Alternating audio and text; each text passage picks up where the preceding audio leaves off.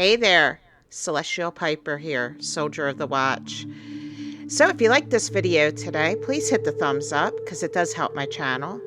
And it also helps if you subscribe to my channel. You want to hit the bell as well, so that way you're notified of new videos. Stay tuned. So we're going to be talking about the pagan origins of the days of the week. So this topic probably doesn't come as a surprise to some of you, but there may be some of you out there that never even thought about where the names of the days of the week came from. So this is what we're going to be discussing today. So have you ever thought to yourself, why is a week 7 days long? And where did the names for each day come from? Well, it originates from the calendar of the Babylonians, which in turn is based on a Sumerian calendar that's dated to the 21st century BC. 7 days corresponds to the time it takes for a moon to transition between each phase, full, waning half, new, and waxing half. Because the moon cycle is 29.53 days long, the Babylonians would insert 1 or 2 days into the final week of each month. Jewish tradition also observes a 7-day week. Book of Genesis, and hence the 7-day account of creation, was likely written around 500 BC during the Jewish exile to Babylon. The Romans named the days of the week after their gods and corresponded to the 5 known planets, plus the sun and moon, which Romans also considered planets. To this day, mostly Spanish, French, and Italian still bear the mark of Roman day names, the exception being Sunday, which now translates to the Lord's Day, and Saturday, which translates to Sabbath. Start talking about the different names in the different cultures and what they adopted from the Babylonian system of marking time. So the Greeks, sometimes around the 12th century BC, as their civilization grew in prominence, they adopted the Babylonian system of marking time. They continued to recognize the prominence of the sun and the moon, calling 2 days of the week Hemero Helio, which means day of the sun, and Hemera Selines, day of the moon.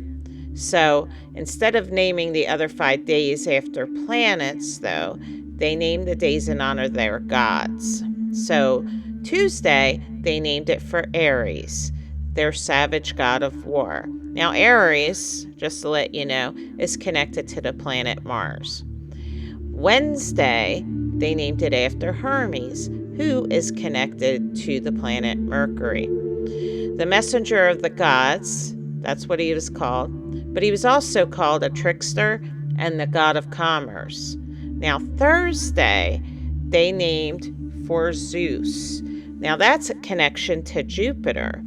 He was the god of the sky and thunder and king of all gods, or other gods, and men. Friday, they named for Aphrodite, the goddess of love, who's connected to the planet Venus. Saturday, which is connected to Kronos, who's connected to the planet Saturn. He was the son of the creators of the universe and the lovely guy who killed his father. Not only that, he ate his children too. And he was imprisoned by Zeus in Hades for being a total idiot. A nasty dude all around. I guess we could just call him a jerk. Now the Romans, they replaced the names of the Greek gods with their gods. But they're all basically the same character, just different names. I don't know if you started seeing this as we've been doing videos and stuff, that there's a good connection with all of them.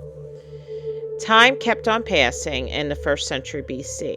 The Roman Empire began to emerge.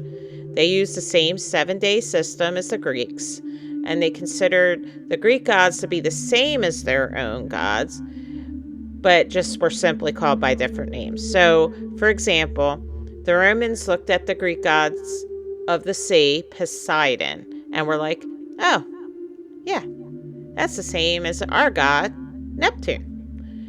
They thought was so powerful and that people worship him everywhere, even though they call him by a different name. So there's that. Tuesday, they called Dies Martis, and that's replacing the Greek god of war Ares with their own god, and there's that planet, Mars. Wednesday became Dies Mercury, so there's the planet Mercury taking the place of Hermes. Thursday became Dies Jovis, and that name for Jove, I think I'm pronouncing it right, I'm not sure, also known as the planet Jupiter. And then the Roman equivalent to the Greek head honcho Zeus. Now Friday, who was Aphrodite, became Dies Veneris, named for the planet Venus. The Romans' version of Aphrodite, goddess of love. Now for Saturday, perhaps feeling that Kronos was a not so cool dude, not a lot of honor to him, the Romans took a different tack. So they named it for Saturn. So Saturday is Saturn Day, father of Jupiter, god of agriculture, and namesake to the Saturnalia Festival, a celebration in which masters and slaves traded places for a few wonderful days. But I'm going to tell you, it really doesn't change the fact that Kronos, who is connected to Saturn, is not a cool dude. But I digress. So, the Romans continued the tradition of honoring the sun and the moon above all else, calling Sunday Dies Solis and Monday Dies Lunae. That went on for a little while. Emperor Constantine, a convert to Christianity, or so it says, was concerned about the ongoing worship of the sun and the sun gods. So you wonder why there's a lot of folks out there that say that Christianity is based on sun worship. He changed the name of Sunday to Dominicus, literally the Lord's Day. It's like kind of hiding things, isn't it? He decreed that it should be the first day of the week and the day of rest and worship. So basically, it was the Christians' Sabbath. But nothing in the Bible says that Sunday should be the new Sabbath. It says Saturday. You know, Saturn Day. Just saying.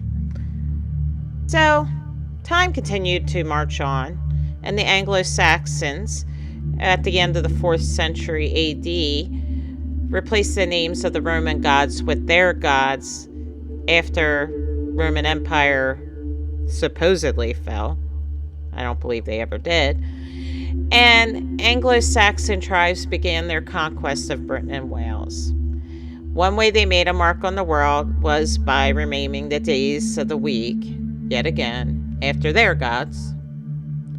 Sunday, Dies Solis, became Sonendag in Old English. Monday changed from Dies Lunae to Monendag, as the Latin luna was swapped out for the Old English words for moon, Mona.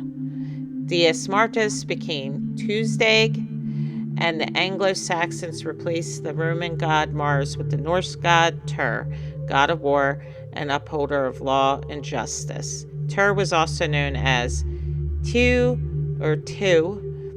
which led to the name Tuesday and today's Tuesday.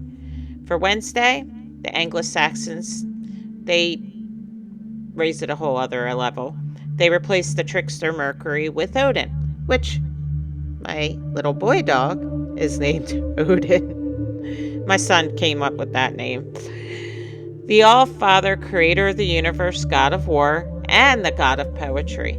Odin was also known as Wodan. That's W-O-D-A-N. And that explains the odd spelling of this day of the week. Because in Old English, it's Woden's Day. Literally, Woden's Day. Today, it's Wednesday. They named Thursday after everyone's favorite Avenger, Thor, god of thunder, and the counterpart to the Roman Jupiter. For Friday, they replaced Venus with Freya. She was also known as Frigg or Frigga, sorceress, wife of Odin, and goddess of love and beauty. The Old English Frigidae evolved over time into Friday. So it appears that the Anglo-Saxons recognized the god of agriculture because they continued to recognize Saturn on the last day of the week. In Old English, they called it Saturn's Day. In other words, Saturday. So we follow a 7-day a week because that's how the ancient Babylonians thought the universe worked. And we call the days of the week after the sun, the moon, and a bunch of different planets and Norse and Roman gods and goddesses. So there you have it. So this was just kind of an intro to the next several videos that I'm probably going to be putting out. So we're going to do a breakdown for future videos on each individual day and its role in religion and all that wonderful stuff. So stay tuned for that. I'm also going to be, hopefully this month, having a special guest come on, showing how the Bible is connected to astrology and what you call astrotheology. I'm so excited to have him on.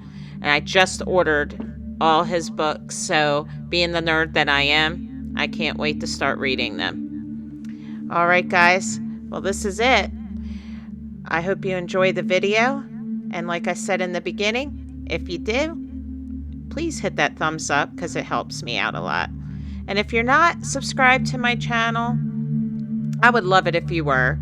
So click on the subscribe button and then that little bell so that way you're notified of new videos. Peace out, my friends. I love you all. Until we meet again.